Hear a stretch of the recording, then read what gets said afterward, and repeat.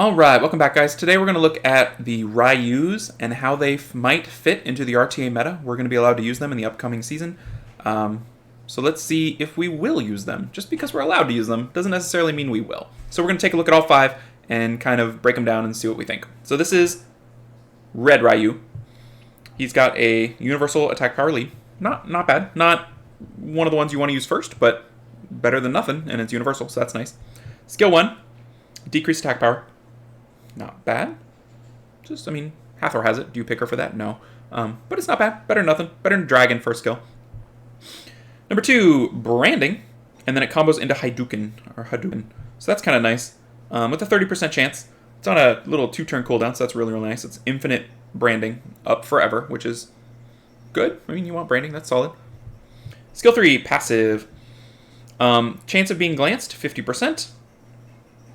If the enemy's attack power is lower than your attack power. So you got to build him with some attack power.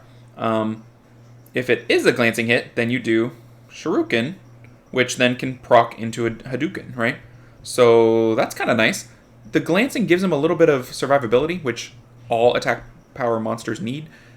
I think I could see some people bringing him in comps where they feel pretty confident they're not blocked by immunity, and if they have another glancing monster. Unless they just don't stack or something like that. Like, if you have multiple ways to get things to glance, this guy becomes pretty hard to kill and takes a bunch of extra turns.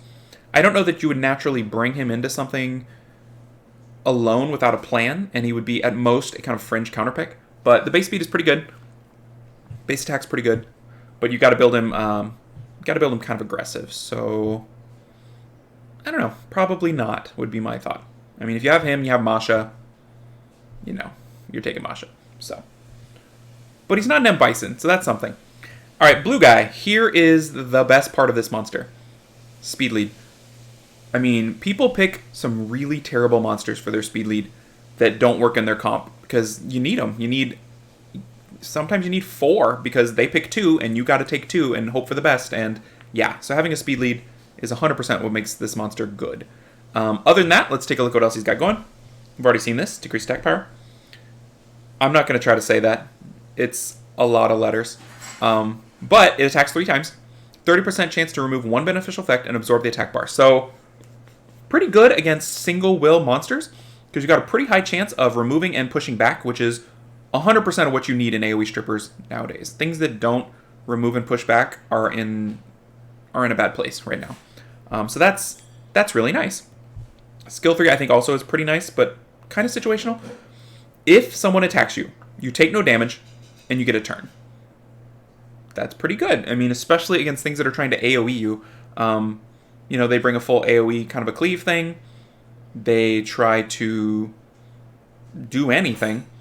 They hit you, it's your turn. You remove all their buffs, push them back, and then you kind of cut in a more impactful way with your team, is the thought. A lot of cleaves need attack buff, like all cleaves. And, you know, in theory, they hit you, you take their attack buff and mess them up. And then happy times. Since he's reactive like that, you can build him on like Despair, and then even better times, right? Because you get a turn, you AoE, you Despair 1 or 2, and suddenly you're in the driver's seat. That's my thought. Now, how does he compare to units like Chiwu? Probably not as good, because Chiwu does a little bit of other things. Chiwu you can build turn 1 Swift. I don't know. So that's kind of what I'm thinking. The fact that he's water is nice. I don't feel like we have anybody filling that role.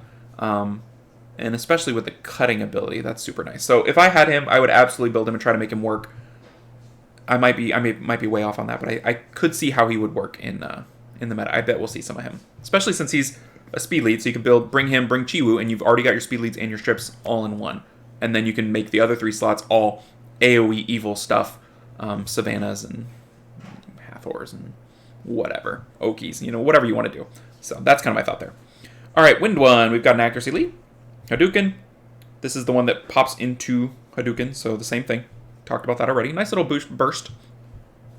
This is the one that's interesting. It's the Daphne skill. Attacks the enemy, removes all beneficial effects. That's good. Single target strip is great. If it has no beneficial effects after the attack, it attacks again to weaken the defense. If you weaken the defense, attacks again with a powerful strike. Now, that reads as great. In practice, you're probably not going to bring him. for this because it's so conditional. It's accuracy check, if accuracy, accuracy check, if accuracy check, accuracy check. And it's like, no, that's not going to work. Like, we can barely handle one accuracy check. This is too many. And from what I've seen, the modifier is not good enough to take that massive risk. And him being wind doesn't help him either. There's a lot of good wind to bring, and there's not a lot of great water targets to hit. If he was fire, maybe, but then you've got Daphnis. So that's my thought on him. Cool, but not yet. They need to fix some part of this. Some part of it needs to be irresistible. You know, if it was AoE, it'd be broken. But yeah, he's not quite ready. So I would say no to him. All right, light one. I've seen this guy. He hits really, really hard. We've got this. We've got this thing again, the AoE remove, beneficial effects, absorb attack bar. Always great. Element neutral, AoE stripper. That's attack type. That's kind of cool. All right.